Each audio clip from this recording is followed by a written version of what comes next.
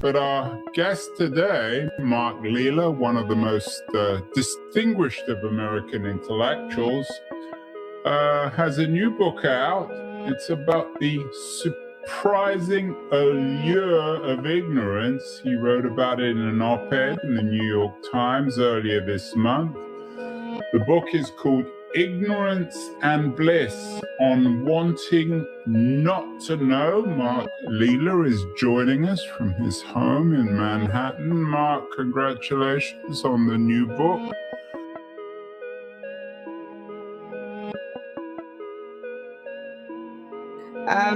Do we really not want to know? Is that the human condition? No, the human condition is to both want to know and want not to know. And so all of us have obviously things we want to know because they serve some immediate purpose. A part of the population also just is curious about how things begin and how things work. But then all of us have, even at the most mundane level, a need not to know particular things. So a soldier going into battle should not be told his or her chances of survival. We should be careful about asking, for example, an example I use in the book, and I assume there'll be writers here who are watching this. You have to think twice before you show your work to a senior writer and figure out whether knowing the truth of their opinion would be good for you or not.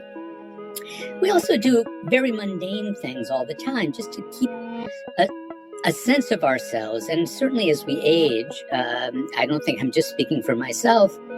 You know, we walk before mirrors rather self-consciously in store windows and suck our stomachs up or...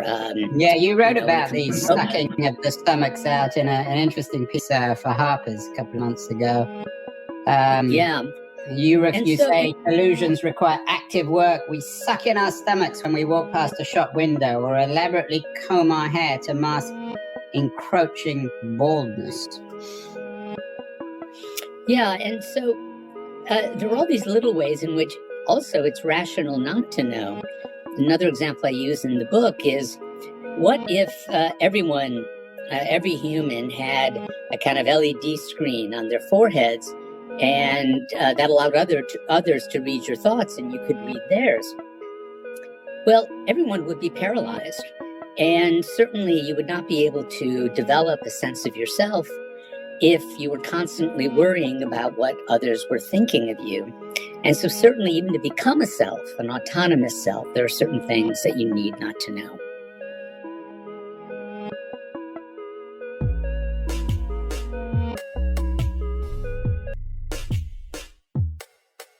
I wonder, Mark, if in that case, I mean, I want to talk about technology later, but if indeed we did have chips in ourselves, which may not be even that science fiction, maybe we'll have these by the end of the 21st century, which allow us to know what other people think, that would actually simply alter our thoughts, that the cat and mouse game we play with ourselves and the world would simply change. And the thing is, we don't even control our thoughts, right? Because thoughts come to us. It's not that we decide, oh, I'm going to think now that that's not a very intelligent person. It's just the thought's there. And so, yeah, it would be a very inhuman nightmare if there weren't things that we don't know. Now, there are other things which are not good for us not to know, perhaps, and we can talk about those when you want to.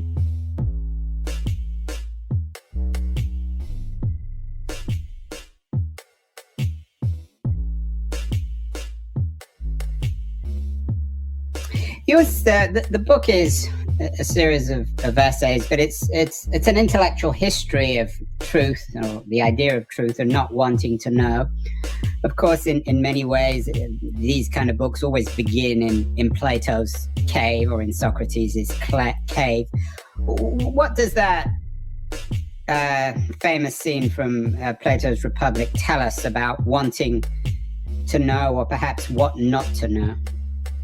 Yeah, well, the image is very complex. So the notion is that a bunch of people are in a cave and they're chained to the ground and something holds their heads forward, so all they can see is a wall on which there are shadows of things behind them that are being manipulated by other people. So having not seen anything else, they think those shadows are reality.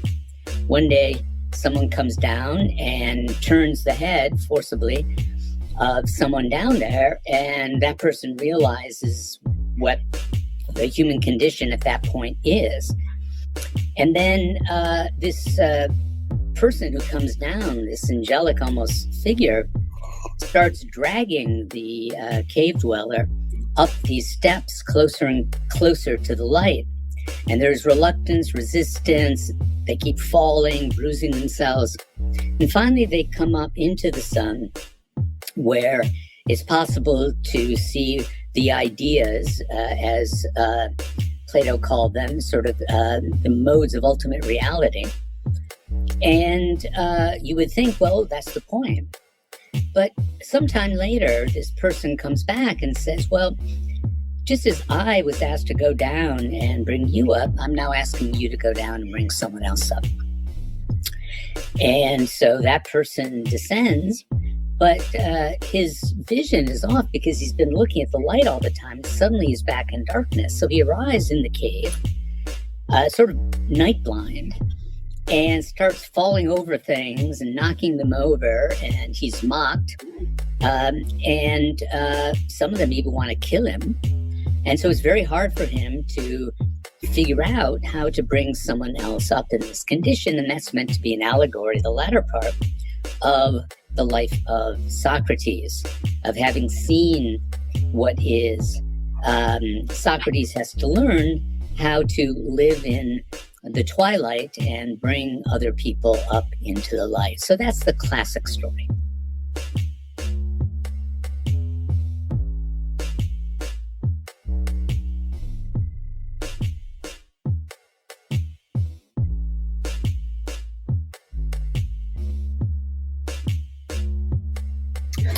Mark, The Republic, of course, written by Plato, is, and who knows how satirical it is, but it's a book about an ideal state ruled by intellectuals, people, philosophers, philosopher kings who know the truth. Socrates, when I was at least taught this book, as Socrates might not have quite agreed with Plato. You've written a lot on politics as well. Politics these days in our age of populism is unavoidable. You wrote an interesting piece in the New York Review recently about what you called another change election, which you suggested that Americans seem to be a little deluded. What's the relationship between democracy and ignorance? Could we have a viable democracy where nobody was ignorant? Or is ignorance required in a democracy for it to work properly? Yeah, well, I think actually for any political regime, there are things we need to know and things that it's better that we don't know. The great danger in democracy is that it declines into tyranny, that people who try to rule themselves become unreasonable, they become fractious, and any sense of high and low in terms of culture and learning disappears, and life becomes so unbearable that a person comes along and says, I can solve all your problems. You can all remain equal, just like you are now. It's just you had no right to make decisions. I will make the decisions from now on. And so a way to what one has to worry about in democracy is that it produces elites that are able to help guide it, in particular in educating the young, so that not only in science and things like that, but also so they understand how the government itself works and why you might need, say, a constitution. And so somehow this knowledge needs to be passed on. The problem is that in a sort of simple-minded democracy, everyone is so jealous of their sense of independence and equality that they develop attitudes that are anti-elitist. And when that happens, that actually starts this descent into tyranny as well. That it's not that those who are elites are wrong about X, Y, or Z. They might very well be. It's that they pretend to know more than the average person. And if there's one thing I think all of us don't want to know is the degree of our ignorance.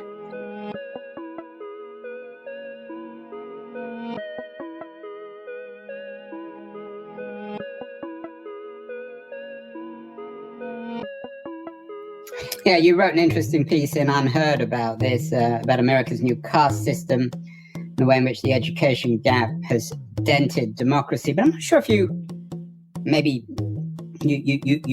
carefully sidestepped the question on democracy and ignorance or truth. I mean, Plato wrote this book, which has this parable of the cave in it about the value of the truth. It's the foundations of Western philosophy. And yet Plato was talking about a kind of dictatorship of intellectuals.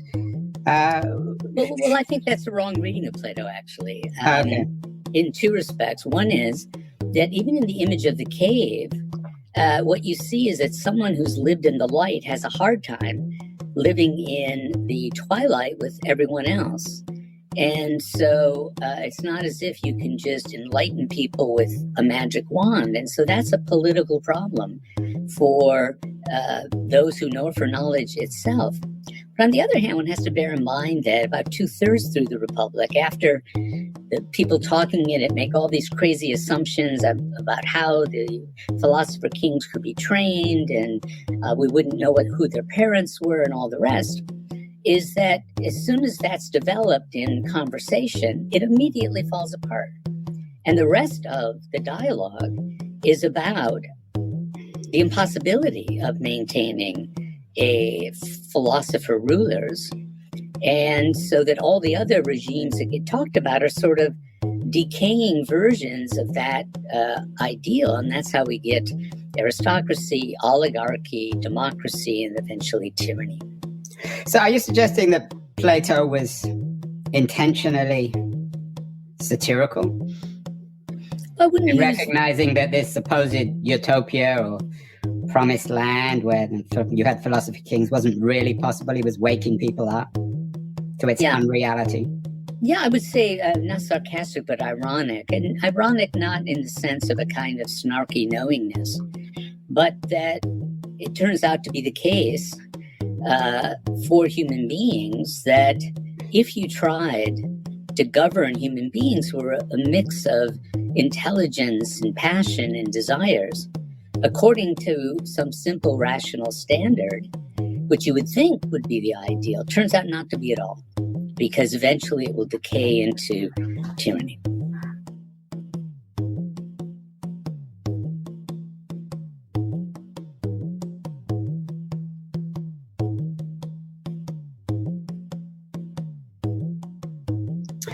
The other thing, and again, please correct me if I'm wrong, because you know these books a million times better than I do, but the other concept I remember from the Republic is the ideal of the noble lie of all systems, political systems at least, being rooted on one lie that props it up. What's the relationship, Mark, between lying and ignorance? They're different things, aren't they? Well, it depends on whether the lies are noble or not. For example,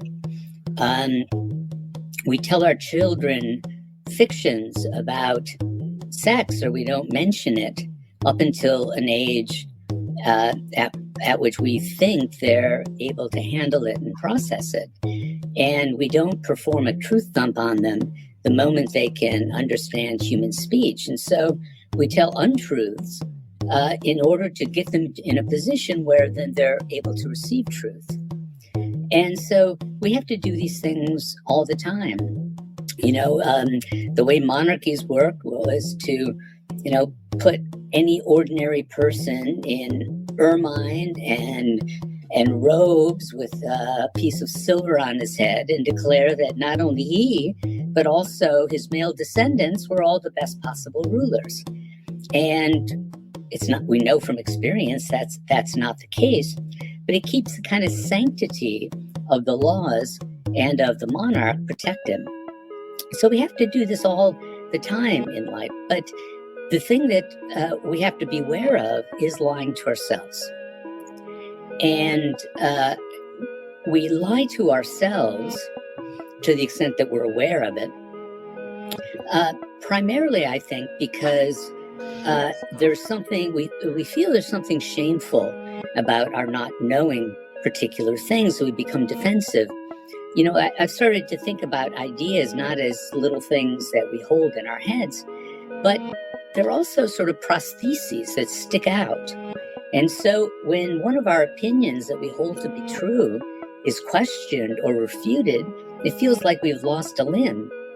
And, you know, Socrates said there's no shame in not knowing something, and you should thank the person who enlightens you, but that's definitely not the way we feel.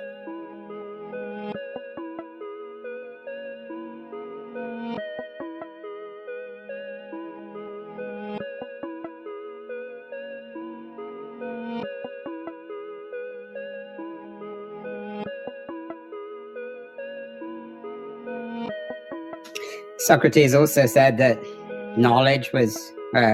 truth was knowing oneself. We talked a little bit about the noble lie.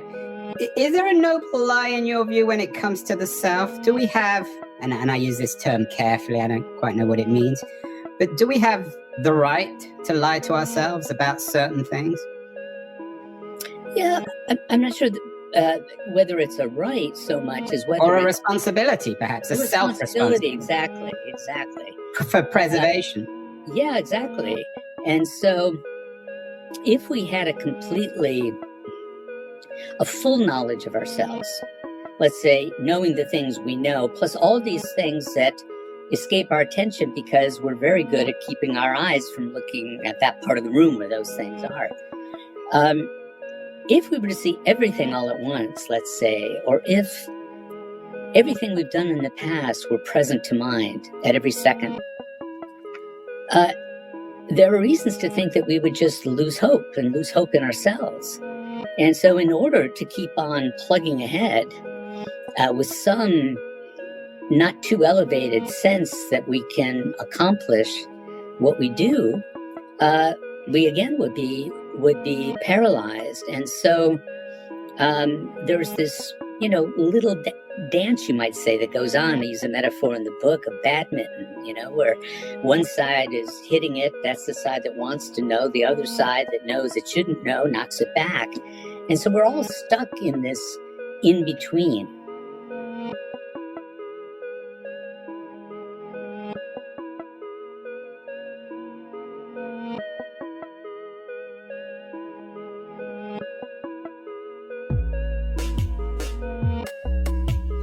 And isn't that game, perhaps you use the term badminton, isn't that what art is? I mean, painters, Dostoevsky, all the great artists are surprisingly adept at that game of badminton. It's a game which they play with themselves. Yes, they are. And what's extraordinary, I guess, is two things. One that is that what can pop out of that is the imagination, which seems to come from nowhere. Where does it come from when we imagine something? Something we've never imagined before. We don't know even how to explain it. It's like every moment of our lives is a eureka moment. And for some artists, and I would say even people who present themselves as prophets or mystics, are very open to that experience. The extent to which they understand themselves apart from that, if you read enough literary biographies of some of these great figures or their diaries, even more, you can see this whole game of playing peekaboo with the self going on.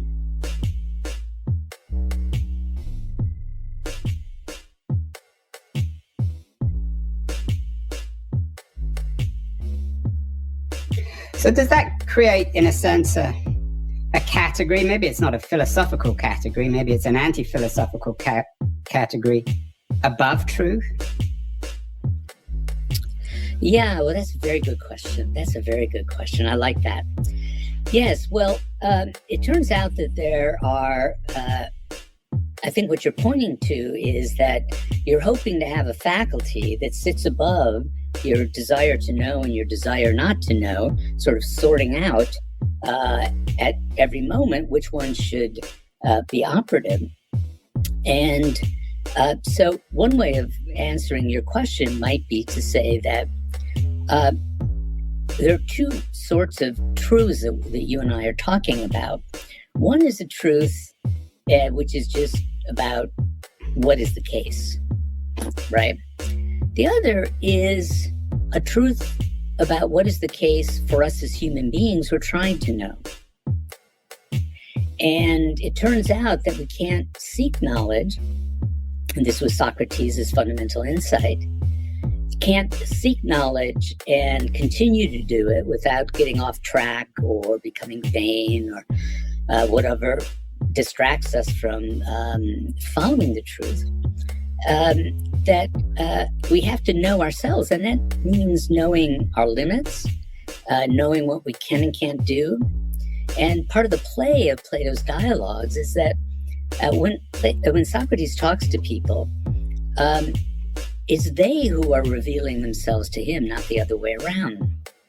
And in reading these stories, we can sometimes see ourselves, that I'm the kind of person who sort of gets off the train of logic right here because I get tired, or it seems removed from reality, or I'm getting annoyed because I think it's questioning something I believe in. So you're right to point out to this double level that we have to be aware of.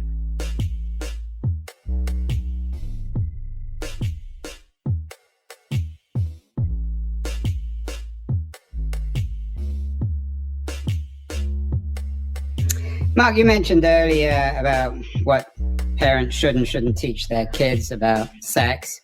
I know you write in the book about Freud. Freud has some ideas on relations between children and parents, which for many children and parents, perhaps ignorance is bliss. How does Freud play into this? What's his role in the blissfulness of ignorance? He didn't seem to think ignorance was very blissful. Well, there was toxic ignorance and non-toxic ignorance. Certainly, Freud didn't think that the aspiration or even the possibility of analysis was meant to strip us bare. I mean, there are an infinite number of things about us that might be revealed. Literally or otherwise, right? Right. But if a person is suffering, the question is whether that suffering is arising from a truth that this person either has trouble acknowledging out of fear that it will be harmful, or imagines something to be true which is not the case. And so the job of psychoanalysis is to sort of coax the tiger out of the cage once the door is open and create a safe space in the analytic situation where a person can avow their thoughts and fears, and it becomes detoxified. That's the idea anyway, that it becomes toxified, and they can return to their lives, not having had an epiphany about everything in their lives, but no longer repeating the same mistakes, hurting themselves, and in the process harming others.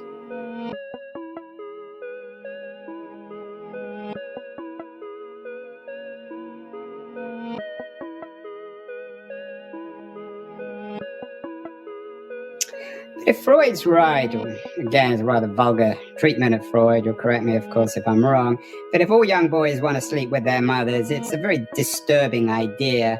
Of course, how do we maintain our sanity in terms of knowledge, the opposite of ignorance? I mean, is the inevitable outcome of a real philosopher a kind of Nietzschean madness? Socrates kept his sanity maybe by asking questions, but what's the relationship between ignorance and sanity, Mark?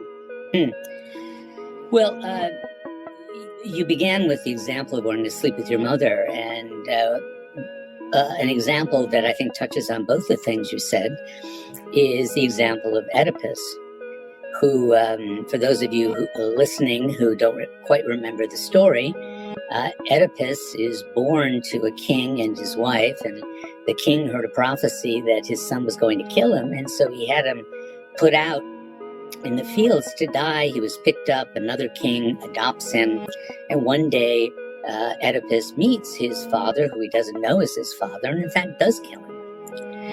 And so that's the first tragic situation. The other is that he goes back to Thebes in this case, and now that the queen is a widow, he marries her, and she's the queen, and she's also his mother and his wife.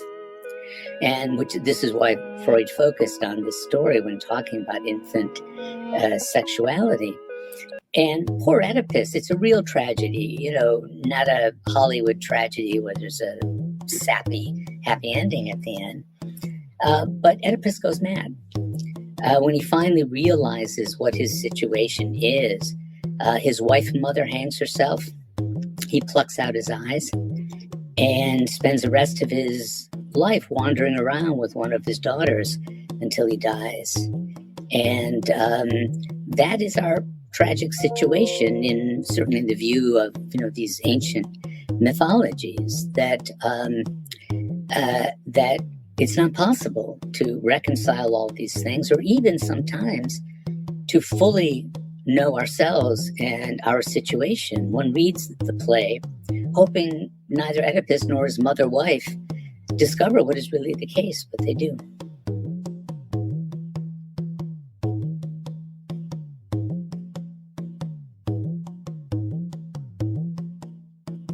But again, going back to Nietzsche and perhaps his principal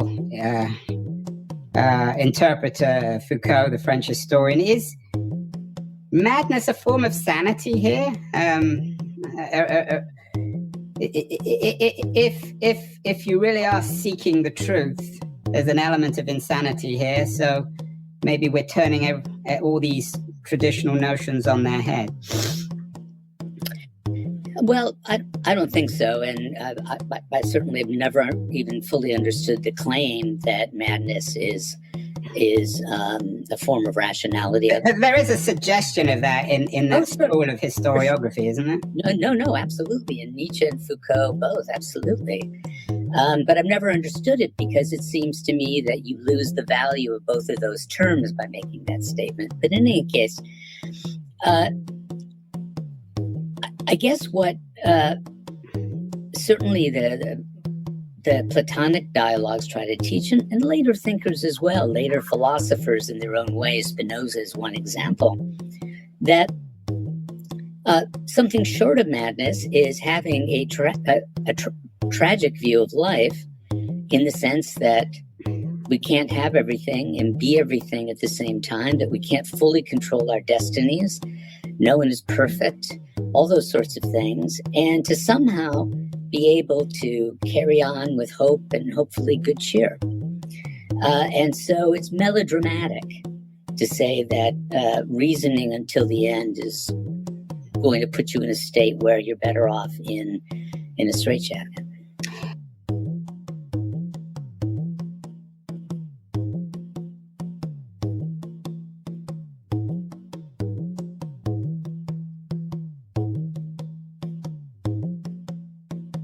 Mark, you're not the most popular person on the religious right. I found a piece in the Federalist suggesting that this liberal academic, that's you, you're certainly an academic, I'm not sure if you're liberal, you've written books on liberalism, wants Christians to leave politics to leftists.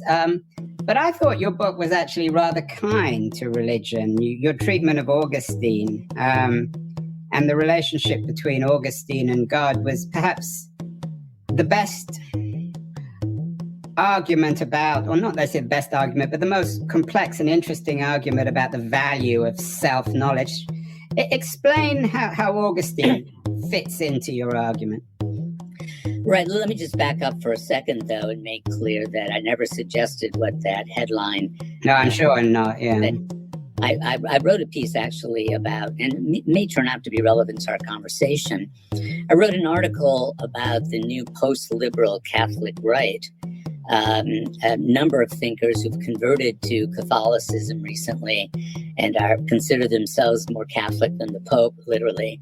And And their attempt, and they become quite popular with this, to talk about moving past liberal society with all of its governing norms and many of its institutions in order to somehow put political authority under God's care.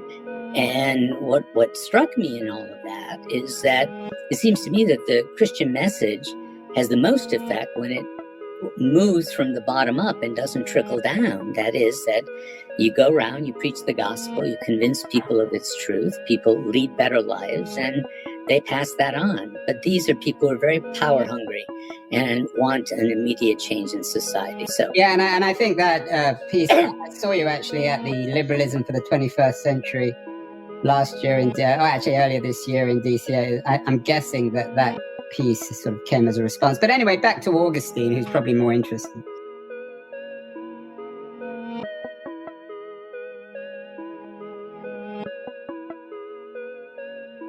Yeah, well, Augustine's, you said it, it's one of the most extraordinary writings about the struggle for and against self-knowledge. So Augustine is born to a woman who converts to Christianity, and she prays for her son to become a Christian himself. He resists. Monica, wasn't her name? Monica, exactly. And he resists this. He's very bright. He gets an education in rhetoric, in philosophy. He also has these yearnings, and so he starts dabbling around with various mystical sects, looking for something. And he keeps running up against a wall of just not believing or something like that. But also, it's clear that he's unhappy and he doesn't know why. And so the moment of his conversion happens in a garden where he's gone out after having heard someone's story about how the gospel had changed their lives. And he hears a child off in the distance say, pick up and read, not knowing what it referred to. And in front of him is a Bible. He opens the Bible and he finds a verse that speaks to his condition. And then he described what happened in this way. He said, at that moment, God pulled me up from behind myself and placed myself before myself so I could see my wretched, sinful condition. And that's the end of his life, pre-Christian life, and it begins again. So imagine that you have a self or a front visage laminated to your back that you can't see, but often others can. Well, the moment of conversion comes when you see how much you need God and you see how you've been lying to yourself. And it's more dramatic than just about any conversion story I can think of.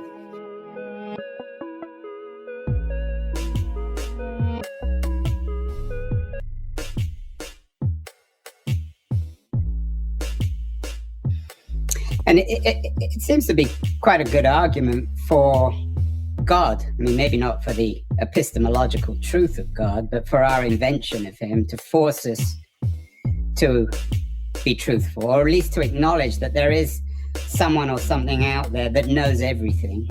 That so at some point or other, the truth will be revealed. Well, that's, what one German philosopher called the ditch that he was unable to jump over. Who was that? That was Lessing. And,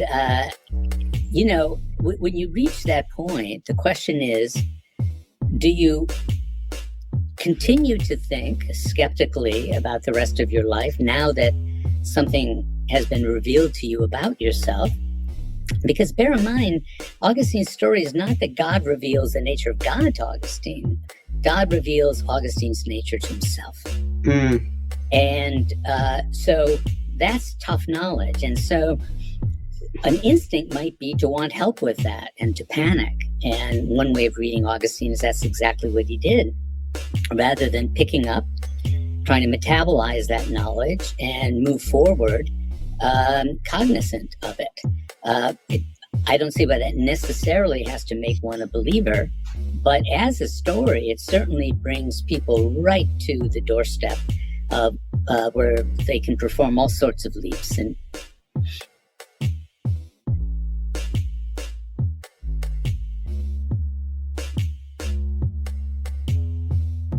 rather modern concepts. Let's end, Mark, with some analysis of our current moment when it comes to truth or our ignorance. You were on the show a year ago. You were talking to me from Rome and we titled the piece, this was before Trump was re-elected, Why Progressives Must Free Themselves from a Nostalgia-Fueled Faith in Past and Future Alike. Are progressives themselves particularly ignorant? Are they suffering a kind of blissful ignorance these days in late 2024? No, I think that, we all are selective in our vision. We all hold on to the errors that we make just because they're ours. But different political formations and ideologies might be prone to be blind to particular things. And a kind of studied blindness, which causes them to try to explain away, in particular when things aren't working for them. Because they have their own standard answers of what must be done. And so, for example, for progressives, two defeats in the face of Donald Trump might suggest that the idea of militating for particular single issues that you're morally attached to, no matter what the public thinks, is not the way to win power and protect the people you want to protect. But there's a stubbornness that we have, because if something's exposed, we feel ashamed, we feel we betrayed our friends, we feel we betrayed ourselves. And I could go down the ideological line of the sorts of illusions and self-delusions to which different political ideologies seem to be prone.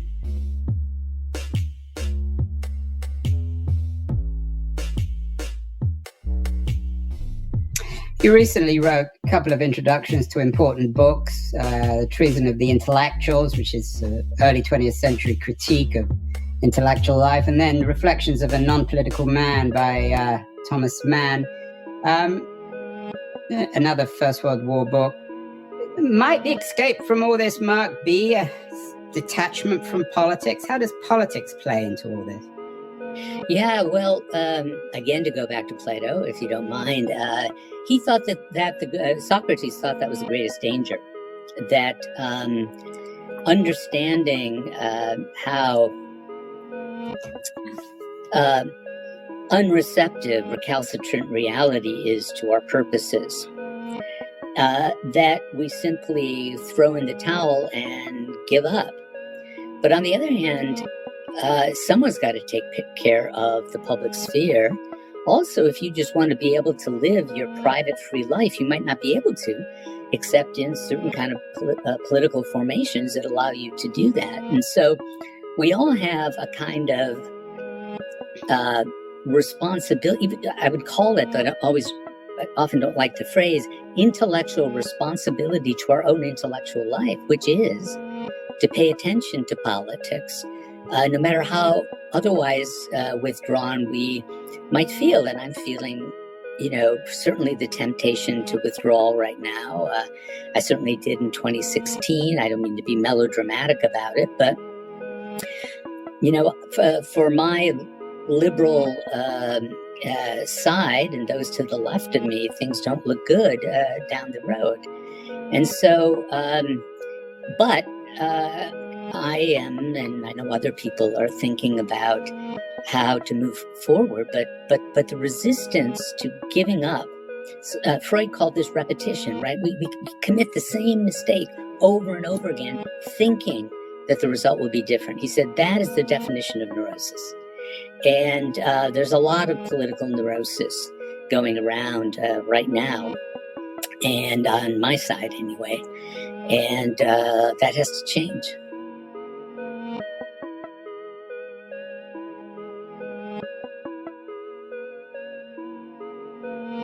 How's that all got to do with liberalism? You're probably best known for your book, The Once and Future Liberal After Identity Politics, which is an uncompromising defense of liberalism. But isn't the foundations of liberalism a kind of relativism? People like John Stuart Mill suggesting, well, not so much a relativism, but suggesting that liberals are always, by definition, thinking differently from others, or that's what liberalism should be, a protection of that? Well, I think Mill is a good example of how non-relativistic liberalism properly understood is. At the very least, in order to function in a society and with a government that takes liberal principles and institutions and habits of mind and passions seriously, that one has to pay attention to reproducing liberals.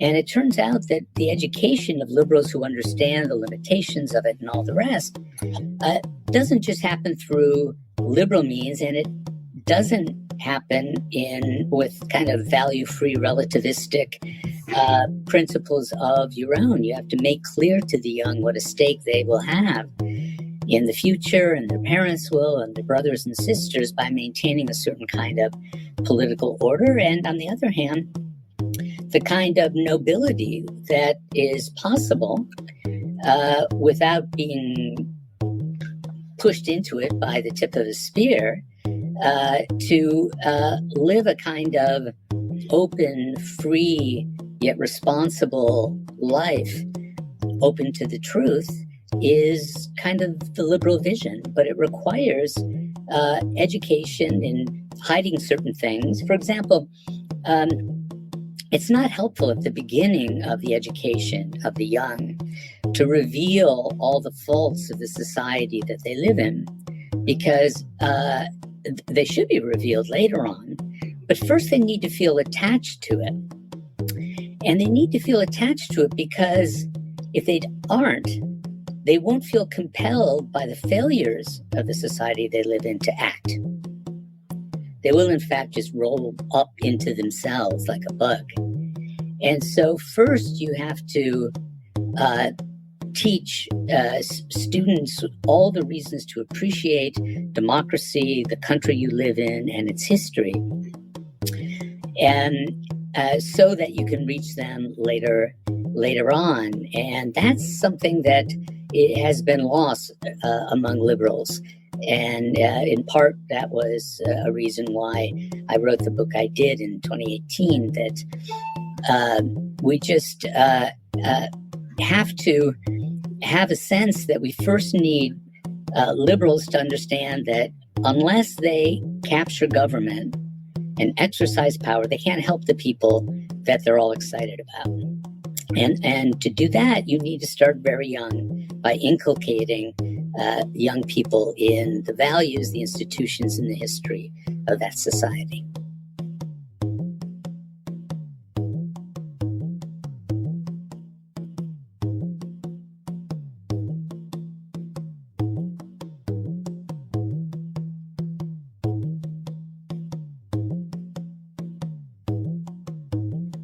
But aren't some of these young people, Mark, shall we say, overeducated? The story this week is of a young man, Luigi Mangione, a very distinguished, very successful, smart student at University of Pennsylvania, taught at Stanford. He might be the kind of kid who wandered into one of your classes, read lots of books, and decided because he thought that the healthcare system was unjust, that he had the right to murder a senior healthcare executive. And in fact, there are many people who support him.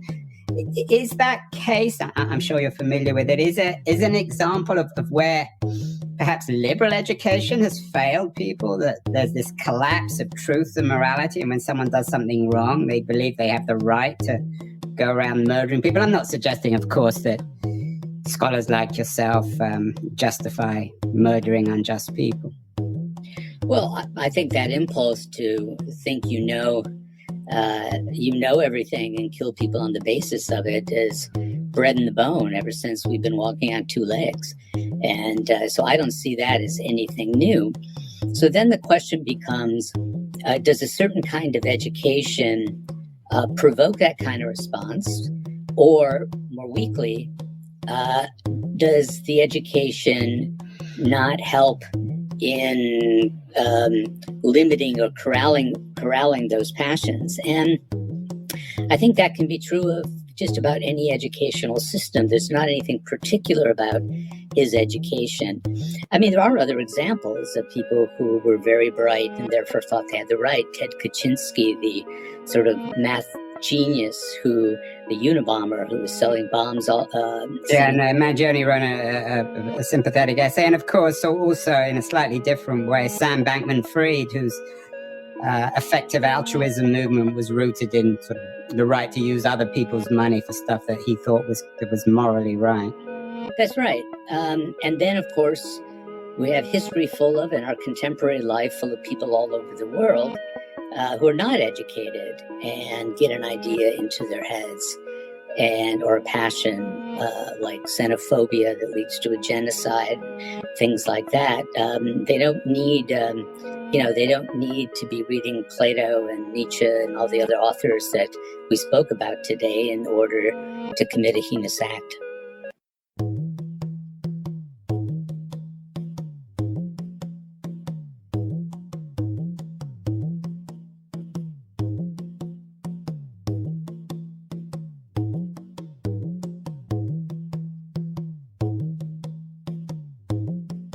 And of course, in Plato, there was the character of Thrasymachus, who was hostile to Socrates, who saw everything in terms of strength. Maybe it's, again, a metaphor of our current age and the MAGA movement. And finally, Mark, you've been very generous with your time. What about the role of AI? You're not a technologist, but a lot of people are very fearful. Some are hopeful about AI. It is a new version of truth. If everything is known, if everything is aggregated, if smart machines are way smarter than any of us, and if we're surrounded with AI in the future, how might this change everything? Is it conceivable that we're entering a period where it will be impossible to be ignorant and therefore perhaps impossible also to be blissful?